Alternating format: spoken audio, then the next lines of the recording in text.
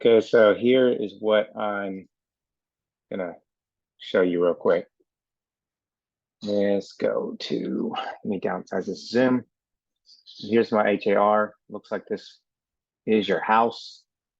So I always like to pull up the old listing kind of to see what it used to be, kind of get my feel for what it at least was, right? So this will be a very short video. I'm just giving you a quick insight what I do. Kind of look at the stats. I look at the school district. Now, I already read about it. I go to your tax history. Sorry, there's a duplicate login, so it kicked me out. But anyway, I look at the different tabs at the top there, see if there was any attachments like a survey. That was all there at the top line there. Now I'm going to, this is kind of a quick way to do it, put in your subdivision.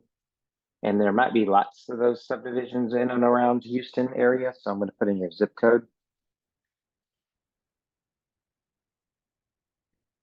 Okay. And I doubt there's more than that one subdivision in that zip code. So that's why I'm going to hit all the pendings and sold within the last 180 days. If you want to change that up, you can do like 160 days. 180 is pretty good. Sometimes I might go further out. I don't want to, if I can avoid it, because you really want to be within the last 4 months, 6 months max. So, okay, let's look at the results. Okay, I got 18 results, 4 active. That's your competition or soon to be competition. The pendings and the solds tell you the bigger story. Actives, you want to see what your competition is, right? Because you don't want to be the highest price in the neighborhood, do you? I guess unless you're the biggest house, which is also another reason why that's not the best to be the biggest house in the neighborhood, right? Let's see what's going on with these houses.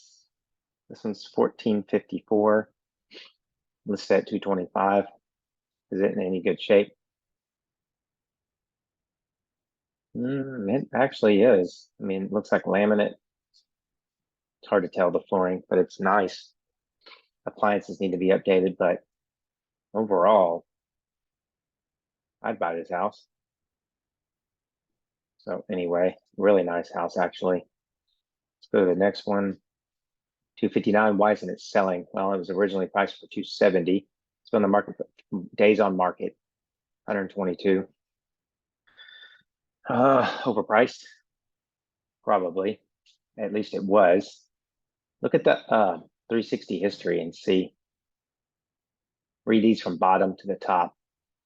So this was when it sold back in 22.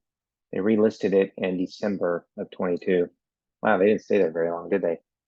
Look at the attachments. I got a bunch of attachments, but I really don't need to study the attachments on this one. My buyer's not buying it, and I'm just using it as a comp. It's 279, 320. Again, biggest house in the neighborhood. What did I remember what I said? Yeah, well, now we're getting to the 80-gritties. This one pending at 210. It's been on the market for 45 plus 121. That means they relisted it. It's been on the market for 200 days. Pending, built in 98. Sometimes that has a lot to do with it. It's a newer. This one's 19 square feet. I mean, this one's, you could tell from the not so good picture that sold as is. What does that give you warnings about? That right there, just highlighted it. So I knew immediately when I saw the picture. I've just been doing this for far too long. Okay. 225 sold. The bottom will tell you what it sold for. 210. Yeah. They're going to get better as you click through. I know you said 250, so let's see if we can justify that. I mean, that square feet sold for 240 in February. It's a 2-story, so I probably wouldn't compare it really. I mean, you're gonna be at the high end.